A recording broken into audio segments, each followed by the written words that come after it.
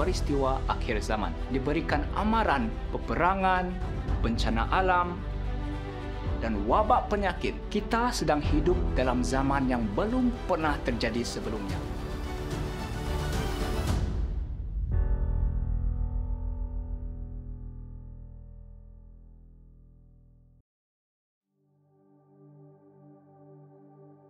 Selamat datang ke Refleksi Akhir Zaman.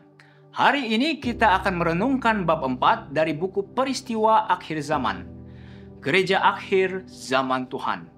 Bab ini mengingatkan kita bahwa Tuhan mempunyai umat di bumi hari ini. Sebuah gereja yang berdiri sebagai mercu kebenaran di tengah dunia yang penuh kekeliruan. Penulis buku ini menggambarkan umat sisa Tuhan sebagai mereka yang memelihara hukum-hukum Allah dan memiliki iman kepada Yesus. Wahyu 12 ayat 17.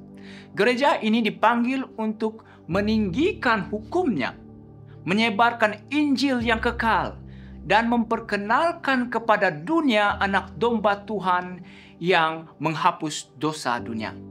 Walaupun tidak sempurna dan lemah, gereja ini tetap menjadi satu-satunya objek di bumi yang menerima perhatian tertinggi dari Kristus.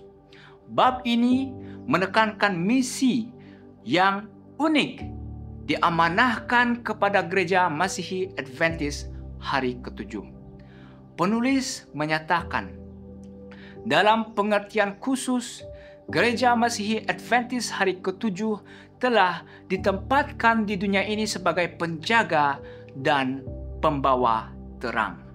Kita diberi keistimewaan untuk memberitakan 3 pekabaran malaikat, memberi amaran kepada dunia tentang penghakiman, merayu manusia untuk menyembah Pencipta, dan mengajak mereka keluar dari Babel.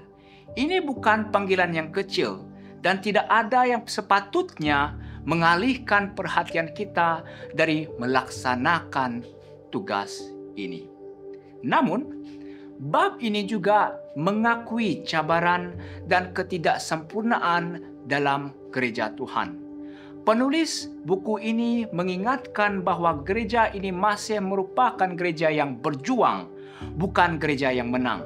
Ada kesalahan dan kelemahan, tetapi ini bukan alasan untuk meninggalkannya.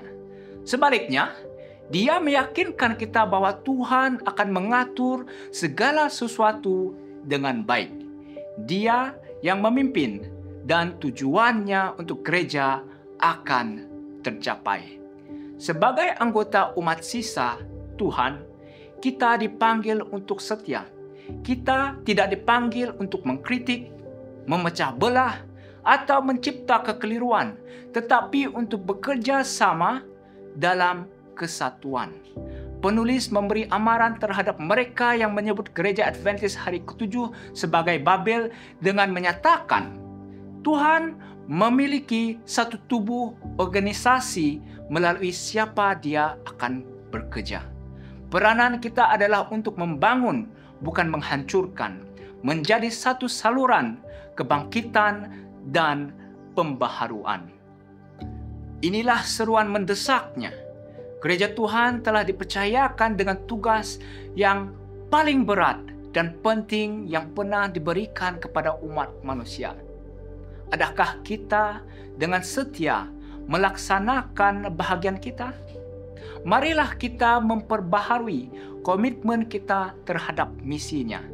Dengan mengetahui bahwa meskipun ada kekurangan, gereja adalah alat pilihannya. Gereja yang berjuang suatu hari akan menjadi gereja yang menang. Soalannya, adakah Anda akan termasuk di antara mereka yang tetap setia hingga akhir? Mari kita berdoa. Tuhan, terima kasih kerana memanggil kami untuk menjadi sebahagian daripada gereja akhir zaman. Bantulah kami untuk tetap setia, menyokong pekerjaan gerejamu, dan menyebarkan kasih serta kebenaran-Mu kepada dunia. kuatkan kami untuk berdiri, bersatu dan bersedia untuk kedatangan-Mu yang segera. Amin.